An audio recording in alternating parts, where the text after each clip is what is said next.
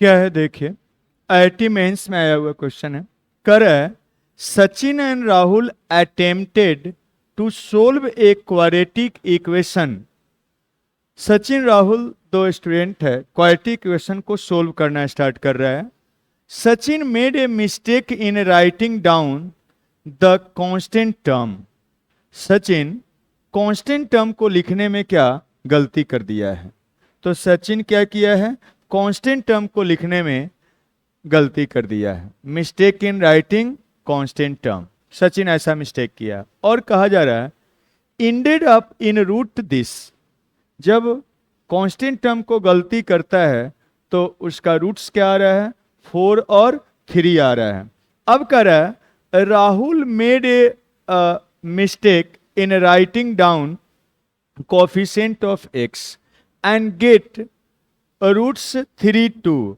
अब एक क्या है, एक्स का कोफिशिएंट राहुल मिस्टेक कर दे रहा है लिखने में, और उसका रूट्स जो ऐसा आ रहा है। तो correct roots of equation are. ठीक है, समझे? कुछ अलग ही क्वेश्चन है इसलिए बता रहे हैं, हर डिफरेंट टाइप के क्वेश्चन आपको सिखाना है। देखिए 64 में मान लेते हैं लेट ओरिजिनल क्वाड्रेटिक इक्वेशन ऐसा है। लेट करेक्ट क्या है? करेक्ट क्वाड्रेटिक इक्वेशन मान लेते हैं ऐसा है, एक्स स्क्वायर और क्या ए आपका plus a of x square, ऐसे लिखे a of x square and plus b of x and plus क्या सी इक्वल टू क्या 0, ऐसा है। क्या किया है? ए इसका रूट्स बोल रहा है। अब ए आप जानते हैं अल्फा प्लस, आप जानते हैं alpha plus beta equal to minus b by क्या ए, और प्रोडक्ट ऑफ रूट्स क्या ए अल्फा इंटू बीटा क्या होता है सी बाई ए।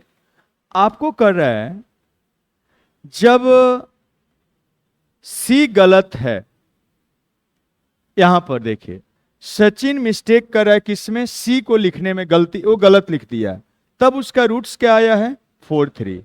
अब देखिए सचिन के लिए जब आप उस इक्वेशन होगा तो उसका x square and plus B x and plus क्या, एक सी के जगह पर कुछ और लिख दिया है।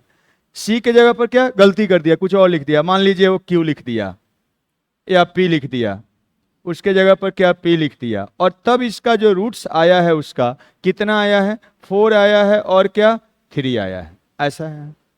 तो ये दोनों तो ठीक है ना जी, बी और ए तो ओरिजिनल है, सही है। तो देयरफॉर इसको हम यूज नहीं करेंगे, देयरफॉर हम लोग लिख सकते हैं some of roots 4/3 is equal to क्या माइनस बी बाई क्या ए। मीन्स ये अल्फा प्लस बीटा हमको पता चल गया है, ठीक है, सम पता है। ए लिख, इसको हम नहीं लिखें, हमारा एम है यही निकालना। ये निकल जाएगा तो हमारा इक्वेशन निकल जाएगा।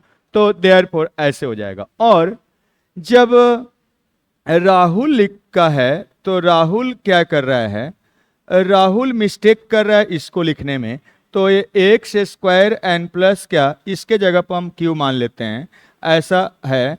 और ए तो ओरिजिनल ही रहेगा, सी इक्वल टू 0, ओरिजिनल इक्वेशन है, खाली इसको मिस्टेक कर दे रहा है। जब ये मिस्टेक कर रहा है तो उसका रूट्स कितना आ रहा है? देखिए उसका रूट्स निकालने पर आ रहा है, बोल रहा है 3 एंड क्या 2।